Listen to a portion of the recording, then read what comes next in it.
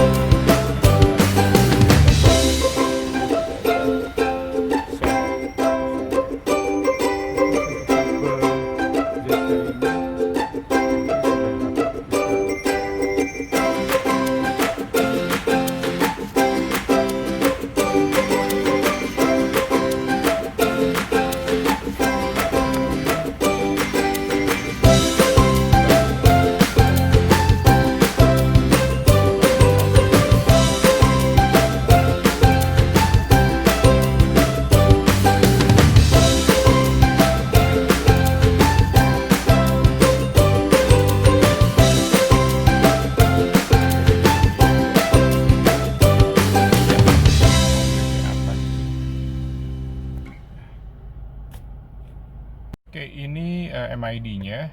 Di sini ada informasi konsumsi bahan bakar, terus driving time-nya juga bisa kelihatan. Ini ada jam sama tanggal. Ini ada torque sama power, ya. Nah, terus yang serunya juga ini kita bisa ganti-ganti, ya, tekan yang lama. Nah, itu ada ya, kalau kita pilih back itu berarti artinya balik ke selanjutnya. Terus teman-teman tinggal putar ke kanan aja. Ini distance unit, ya, kita mau pakai kilometer atau miles. Tapi kalau misalnya kita mau back lagi, kita tekan backnya. Oke, fuel economy juga bisa lihat. Kita mau satuannya kilometer per liter atau liter per 100 kilometer atau MPG. Saya nggak tahu MPG itu apa ya. MPG UK. Atau back, language. Oke, kita pilih Inggris aja lah ya. Fuel reset. Nah, ini maksudnya dia bisa ngereset ketika after refuel si bensin atau pakai menggunakan asumsi trip A atau manual. Nah, saya pilih manual karena saya nggak perlu reset. Jadi akan berjalan seterusnya. Temperatur juga kita mau bisa satuannya Celsius atau Fahrenheit. Set sensor, ya, ini saya ke trailer mode. Lock setting juga ya bisa. Nah, ini serunya di sini ada door lock ya. Nah, ini bisa all doors atau driver door. Jadi ini penggunaannya ketika pakai remote, ya. Jadi dia bisa hanya kita mau setting hanya driver door-nya aja atau all doors. Oke, kita back. Nah, ini juga ada pengaturan lights-nya, ya. Ini lane change. Jadi untuk di lane change-nya, ya. Ini anti theft, mode select ya. Saya jujur belum saya utak-atik mode D apa, mode A apa. Oke, kita back, kita ke display item. Nah, ini car color ya, teman-teman bisa sesuai nih. Mungkin kalau ini kurang jelas ya, jadi yang warna pertama tuh warna putih, yang kedua tuh kayak grey, yang ketiga warna merah atau orange ya, yang terakhir tuh kuning ya. Ini teman-teman bisa sesuaikan dengan warna mobil atau ya terserah gitu. Nanti akan terlihat. Saya di sini pakai warna agak merah, nanti bisa ketahuan ya. Terus kalender full eco history juga kita mau based on time display atau drive cycle. Oke, kita back. Nah, ini default. Kalau misalnya teman-teman udah otak-atik terus bingung mau balikin seperti awal, bisa balikin ke default. Oke, itu kita ke back. Kita back berarti, nah oke, ini udah balik ke standar. Oke, sekarang kita lihat bagian apa aja perbedaannya. Mungkin teman-teman udah tahu ya, ya udah lama juga mobil ini kan launching sekitar bulan Maret. Jadi udah pada tahu Zeta, Beta, Alpha. Yang paling rendah itu Zeta, yang sedang itu Beta, dan yang paling tinggi itu Alpha. Tapi kenapa saya pilihnya Zeta? Karena ya mungkin berbagai pertimbangan. Pertama, kalau saya lihat dari sisi luar mobil tuh nggak terlalu banyak perbedaan. Cuman dia perbedaannya mungkin dari sisi ada chrome, terus ada dia nggak pakai anak kunci gitu ya. Terus di belakang mungkin ada emblem Alpha, sama ada kamera mundurnya gitu ya kalau Alpha Beta. Nah oke, sekarang kita lihat ke bagian ininya ya, ke bagian sebelah kanan. Kalau kita lihat di sini interiornya itu sudah sama semuanya. Alpha, Beta, Zeta sama. Dia sudah ada carbon look ya, walaupun kayaknya bukan karbon, dia water printing ya. Di sini setirnya dulu mungkin. Oke, kita masuk ke bagian setir. Setir Zeta itu sangat polos ya. Dia tidak ada tombol pencet-pencetan, jadi polos semuanya. Tapi dia sudah mendapat ini ya, untuk telepon ada Bluetooth juga, terima sama disconnect telepon ya. Dan ini kebetulan saya sudah modif, saya sudah tambahkan kulit. Jadi sudah lumayan lah gitu ya. Kalau standar dari pabriknya ini nggak kulit, jadi yang tanpa kulit ya. Terus kita masuk ke sebelah kiri ya, pintu sebelah kiri dapat apa aja nih, semua sama teman-teman. Jadi mau Alpha, Zeta, Beta sama, saya udah cek gitu ya. Ininya juga ada listnya ya, cuman hanya bedanya di sini. Di sini nanti kalau yang Beta atau Alpha itu di sini ada auto retract spion ya. Jadi teman-teman kalau misalkan ketemu jalan sempit ataupun bersinggungan dengan mobil yang harus menutup spion, nggak perlu auto comment, voice comment gitu ya. Nah cukup pencet di sini. Nah cuman di sini nggak ada kalau di tipe Zeta. Kenapa saya nggak pilih yang lain? Dan ya menurut saya ini masih bisa lah, maksudnya saya kebetulan juga sebelah kiri pasti ada orang gitu, jadi saya tinggal minta tolong aja pakai voice comment. Oke, nah selanjutnya ini kebetulan di Zeta tidak ada, jadi saya sudah tambahkan ini. Oke, nah ini bagian Twitter. Saya beli ini di banyak ya sekarang teman-teman, di online ada, mungkin di tempat bengkel resminya juga ada Suzuki, dan pemasangannya juga cukup mudah gitu ya. Oke, apalagi terus ini ya, ini sun visor standar, level ya. Dan kita masuk ke bagian sini dulu, sorry. Oke, di sini hanya ada untuk parkir, sensor parkir, sama nih auto leveling. Ya, leveling untuk pencahayaan ya. Mungkin kalau siang nggak bisa ngatur ya, tapi ini ya cukup berguna gitu ya.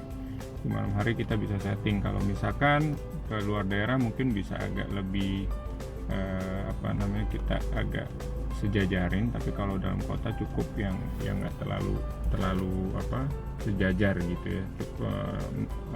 Arah cahayanya cukup yang jadi antara beta, alfa, sama ini bisa disambungin ke handphone ya. Oke, kita masuk ke bawahnya ini udah digital ya teman-teman. Ini AC. Nah, di sini juga tingkat kedinginannya gitu ya. Temperaturnya yang paling tinggi itu yang 8 tuh paling dingin.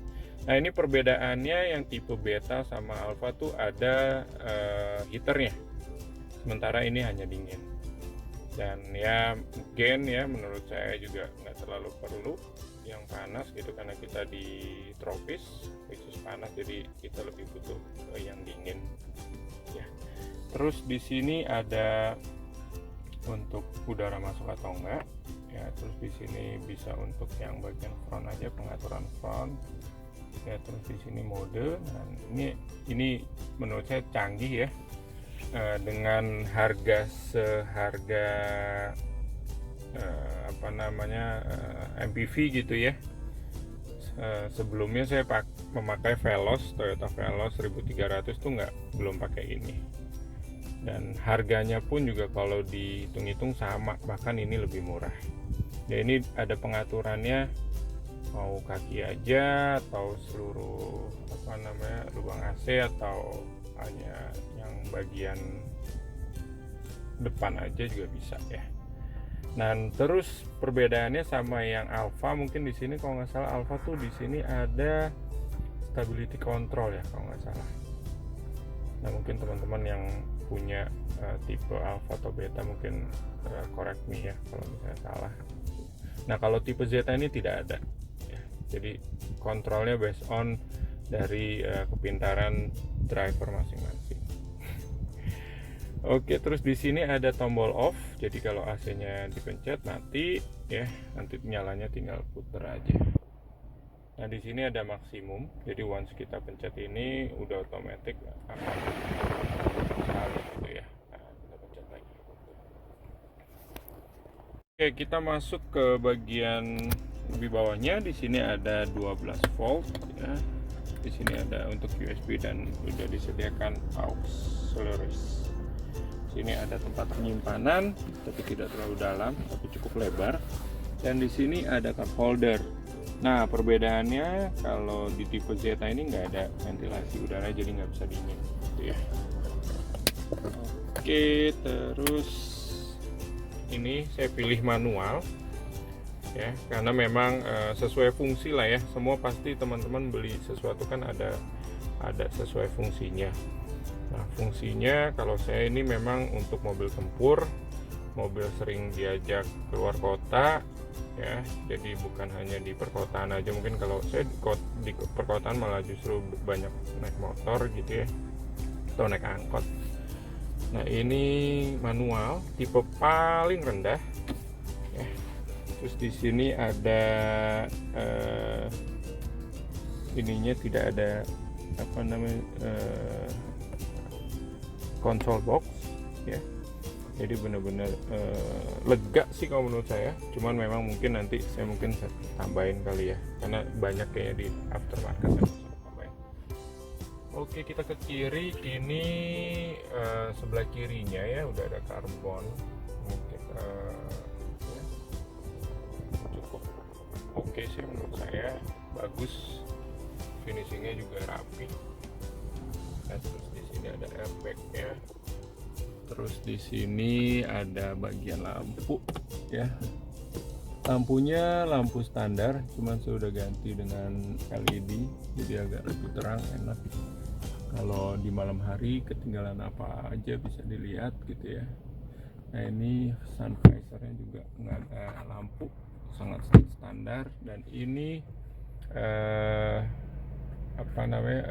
spion tengahnya juga masih sangat minim ya. Kalau yang varian Alpha kan ada ininya ya, ada kameranya dan lebih canggih lah. Kalau ini standar normal. Oke, kalau untuk teman-teman yang suka manual nih pasti cukup penting juga ya. Karena saya jujur juga ketika memilih mobil mau ganti apa, saya cari yang ada footrest-nya ya, apakah ada footrest-nya untuk yang manual. Dan ternyata di LSUV ini ada, teman-teman, tuh ya. Jadi ini manual, terus itu ada footrest-nya. Jadi ketika misalkan kita jalan jauh gitu ya, jalan di luar kota gitu ya, kalau di dalam kota sih mungkin nggak terlalu berguna karena pasti kan stop and go. Nah tapi kalau sering keluar kota, sering misalkan traveling, itu pasti akan berguna. Jadi di situ ada footrest-nya ya. Jadi ya pokoknya ada space untuk kaki kita bisa selonjoran gitu, lurus ya. Oke, coba kita dengerin kualitas suaranya seperti apa ya.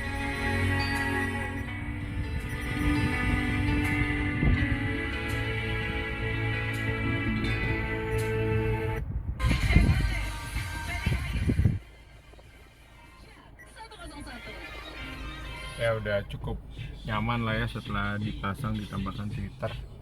Suaranya lebih oke, lebih jelas vokal ya. Oke, kalau kita bandingin ya, kenapa saya milih Suzuki, karena sebelumnya saya belum pernah pakai Suzuki. Saya pernah pakai Mazda, saya pernah pakai Toyota, saya pernah pakai Mitsubishi.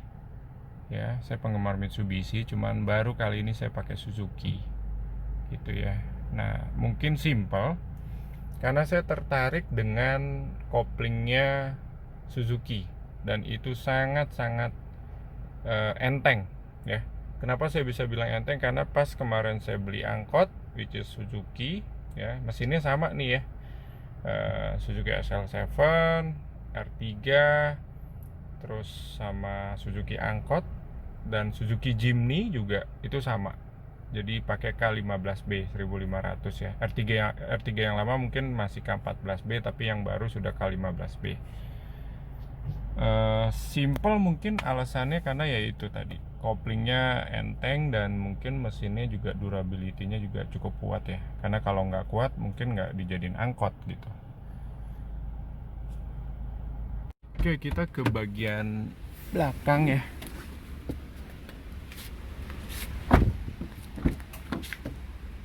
Nah, ini kita bagian belakangnya ya. Tidak ada perbedaan dengan yang beta ataupun Alpha ya. Bangkunya juga sama ya, tuh lihat di sini ada fabriknya dan ada sedikit lapisan kulit di situ ya. Terus ya semua sih sama sih harusnya ya. Udah Isofix bangkunya, sini ada sandaran tangan, which is saya suka gitu ya. Dulu yang terakhir saya pakai Livina tuh ada sandaran tangannya, tapi di Avanza udah nggak ada. Nah, ini baris keduanya, di sini ada AC. AC-nya sama banget kayak R3 kayaknya sih, nggak berubah-berubah. Nah, oke. Ya. Oke, di sini ada laci, ini ada kayak taruh barang lah ya, tapi di sebelah kanan nggak ada. Kita coba kita ke yang baris ketiga.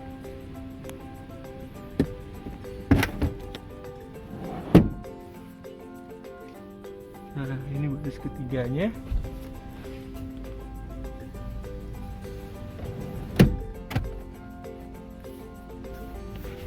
Ya. Nah, ini cukup lega ya. Ini kurang mundur tapi cukup lega lah. Nah, ini di baris ketiganya Ya, di sini ada lampu, ya. Lampu standarnya lampu biasa, tapi saya udah ganti jadi lampu apa ya ini, LED-an lah ya. Nah, di sini ada pegangan, tapi ini yang tidak retract, artinya beda kalau di baris kedua dia retract. Nah, ini juga, tapi kalau ini enggak ya. Tapi ini sih harusnya kalau mau diganti pun bisa, kayaknya harusnya biar lebih keren nih. Takutnya terpentok gitu ya, tanggung banget ya. Harusnya sih mungkin pakai retract aja sih. Tuh tempatnya ada ya. Ini Suzuki, nggak tahu kenapa, mungkin punya pertimbangan tersendiri. Nah, ini bagian belakangnya.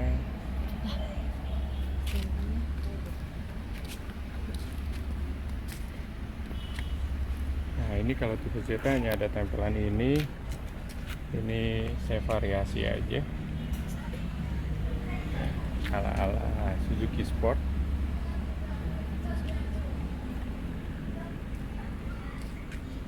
Nah, ini dapat tempelan nih, Car of the Year. Ini dari sananya teman-teman. Terus kaca filmnya juga udah Solalgard. Ya. Nah, ini lampunya. Nah, cuman perbedaannya di sini. Nah, ini bedanya dengan yang Alfa sama Beta mungkin ya. Ini dia nggak ada LED barnya, jadi kalau nyala malam dia cuma nyala ini aja. Ininya nggak ada. Nah, terus kebetulan saya belinya sudah dapat kamera mundur, jadi sudah include. Dan mungkin tergantung nego ya teman-teman. Jadi sudah ada kamera aslinya. Kita lihat belakangnya, dalamnya. Nah, ini bagian belakangnya. Di sini ada toolbox. Rapi. Yang kanannya oke.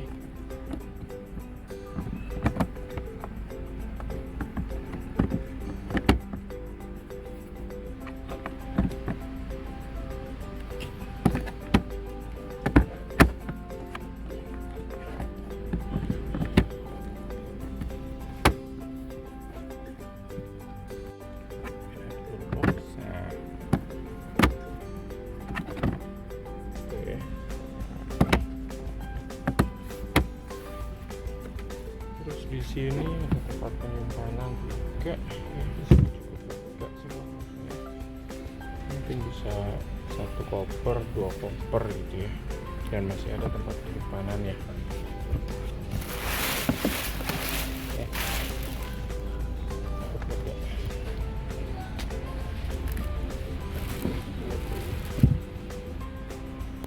Terus di sini ada handle untuk pegangan. Tapi belum otomatis lah ya.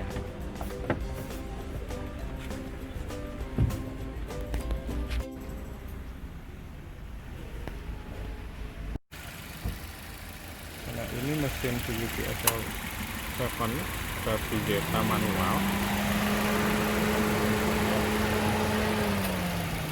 Dan perbedaannya ini, di sini saya sudah nambahkan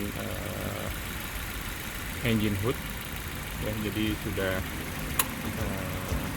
tahan terhadap panas ya, jadi nggak panasnya nggak kaputin atas. Semuanya sama, ini sudah ada perbedaan. Nah, paling kalau teman-teman perhatikan ini warnanya tidak sesuai dengan ini, jadi ini warnanya putih, ini ya warnanya beda gitu hilang ya.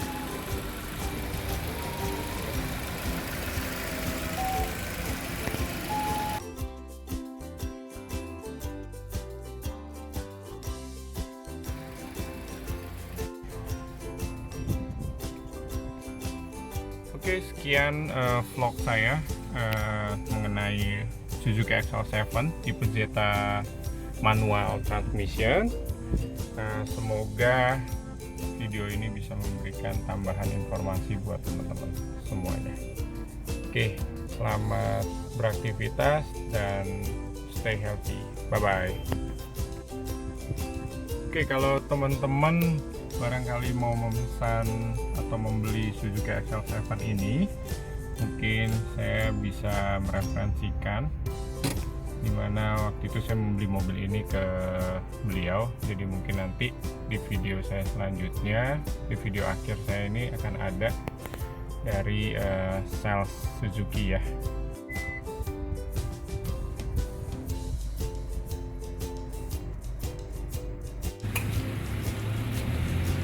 Oke guys, ini saya beli dari namanya Mbak Eva ya. Mbak Eva mungkin bisa ini. Nah ini orangnya, nanti nomor teleponnya saya sharing ya. Kalau ada yang mau beli mungkin bisa ke Mbak Eva. Oke, thank you ya. Thank you Mbak Eva.